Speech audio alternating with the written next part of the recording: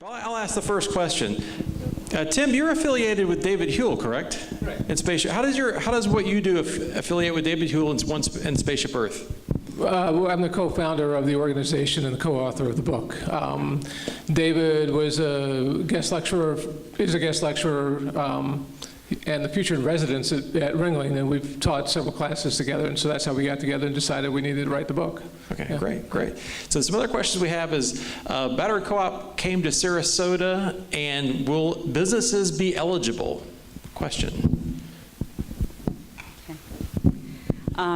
Currently, Battery Co-op, we are piloting solar and battery co-op in the state of Maryland because there are other state incentives there, and we're looking to expand that outside of other states. We're going to wait and see how that data works, see the turnout and the success of that.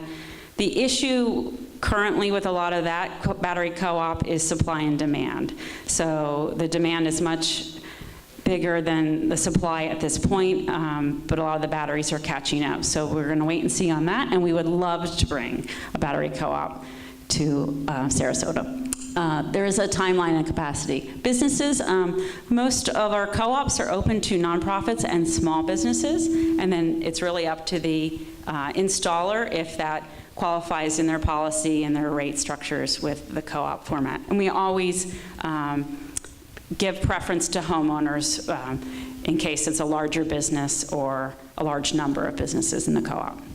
And Tim, I think the next question was for you. It says, was the 129-degree temperature measured?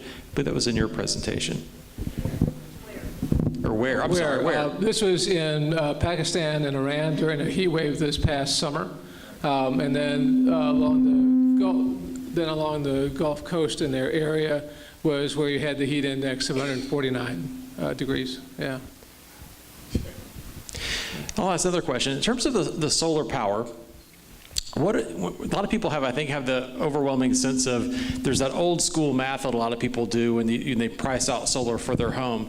Can you help somebody overcome that math and they look at the recovery, the return on investment analysis? How do you all make a difference in that?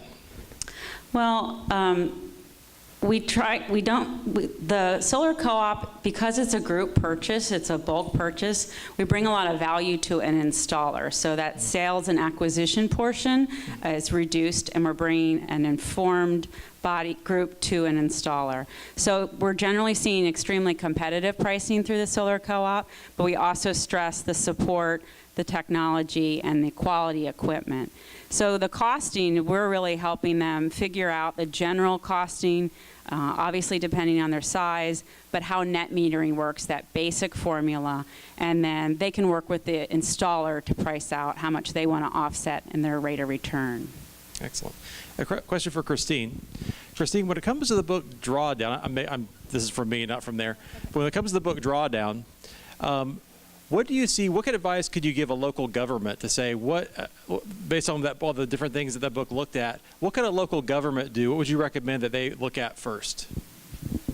So there's a list in the back of the book of the top solutions. They list them by the most efficient to the least efficient. So that would be a good place to start. And I know a lot of the governments here already are aware of this.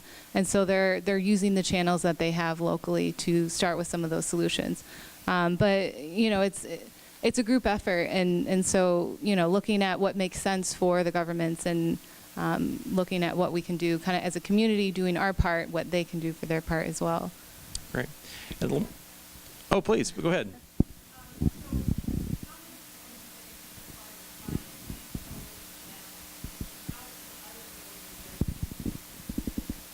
So I should know the number. I think it's about a dozen, and most of them are members of the Science and Environment Council, and that's how they found out about it. If you're interested, come see me. We are definitely looking to expand at some point. Again, the group is really new, so a lot of these conversations still have to be had with the larger group, but definitely come talk to us. I have one question for Sean as well. Sean, I'm involved actually in the faith-based community. And what advice would you give somebody like who's a youth pastor or something like that, and they have students that want to get involved in environmental issues and make a difference, but also still they're loyal to their faith, obviously. So what advice would you give somebody, or what avenues are local that students can be involved in that are faith-based? Yeah, I think there's a lot of resources at the national level for faith-based curriculums. I mean, I think ultimately any kind of social change starts with education and the idea of education for action. So tapping into some of those resources, I think, for the consciousness-raising portion of it would be a great place to start. I think in terms of specific actions, you know, in Sarasota, there's the work of the Climate Justice Coalition and Ready for 100, and we're interested in expanding the footprint of that. But I think to Christine's point, I mean, there's a lot of ways to get people to take that first step of action. And so there may be some kind of project that could be done around the church. There may be something that could be done in a school, whether it's, you know, a sample wetland or a solar installation. I mean, it can really vary in scale. And I think the other important thing to it is connecting it with some global sense of what the scope of the challenges are, what people in other areas are facing that may have less material privilege, what are some of those challenges, and trying to link it with a justice and equity perspective. It's great. It's great advice. Well, let's give it up for our, oh, I'm sorry, one more question. Ma'am, go ahead.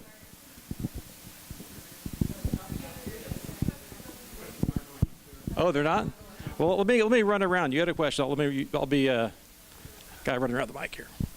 Really got to kind of. So, given that our upcoming administration, our Florida administration, senatorial and gubernatorial, are both climate change deniers, what is the best way to kind of force them to start, administering like a sustainable policy, when obviously there's a need and a huge concern about this?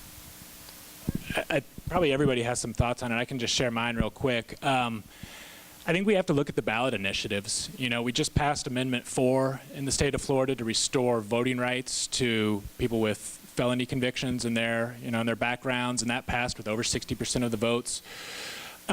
We passed the land conservation ballot initiative, though that's had its own problems. But I'm not sure, what the path forward through the legislature is at that point. The other option, which I mentioned in my talk, is to actually hold the corporations accountable themselves. And I think there's a lot that can be done there. There's successful case studies, in other areas on other issues for how that can work.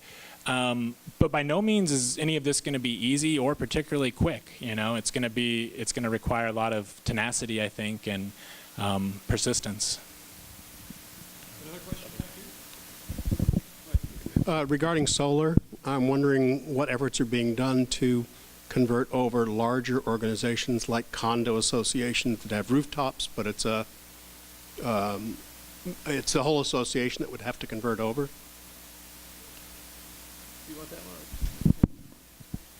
In one of the processes that they're using in Orlando, they have the advantage that Orlando runs its own electricity system, is they're taking some of their larger water bodies and they are rafting solar panels on those, and then specifically selling the equivalent kilowatt usage from those panels to the residents of condominiums and taller towers where you can't get enough solar panels right now on the roof to match all the demand of that building, but you can use other sites, and they're doing similar things with landfill covers being done with solar power, so that it's looking for those other opportunities, so that one group, so you're not leaving out a group just because the physical structures have been designed in such a way that it's inconvenient for them. So yeah.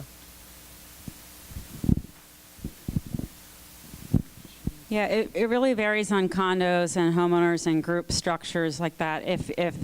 If you own your own roof and you own your own meter, there's a lot more options there. But a lot of these group constructions, it has to do with community solar, which is technically really not allowed in the state of Florida. So only a utility can technically sell power. So that is a bigger issue on how we can virtual net meter and use advanced community solar to help more people, would be a legislative move. I wanted to share with especially Sean, did you know that a carbon pricing bill was introduced in the U.S. House on Tuesday? It's called the Energy Innovation and Carbon Dividends Bill, and it was a bipartisan introduction by 3 Florida legislators Francis Rooney, Ted Deutsch, and Charlie Crist, a Democrat from Maryland and a Republican from Pennsylvania. So for what you can do, you can call your representatives and ask them to support this proposal. This is huge. The bill number is 7173. Yeah, I'm glad you brought that up. And Citizens Climate Lobby is the organization locally that people can plug into to support that carbon pricing initiative.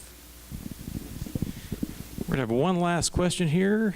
Ma'am, do you have a question? Do you have a question? You have a question. Spoke about doing a ballot initiative, and in Sarasota County, it also passed that we have to do 10% of the populace instead of 5%. That's how we got the other ones on the ballot. So how is that statewide, or what's the solution to that? I'm not exactly sure what the statewide threshold it is. Julia might have more knowledge. It requires a lot of, I mean, 10% A is lot. huge because Yeah. and they only give you 18 months to get that 10%. It's not like it's unlimited like before. It was 5. Yeah. I mean, I think there's a larger conversation there about how a lot of the mechanisms of democracy right now are being restricted. And at the very moment that we're facing our greatest existential threat, our political system is the least equipped to deal with it. And that's why There are ultimately plenty I of only ways see to do it. movements being what can take us through that constriction. Yeah, so it doesn't seem like it's much of a solution. That's just I think it just means it's a tougher solution to achieve, but what are the alternatives, Well, given we have to stay on schedule, I want to thank the panel. Let's give them a round of applause. And I apologize, the questions weren't working. If you actually want to grab them before they leave and get your question answered, I'm sure they'll be happy to talk to you.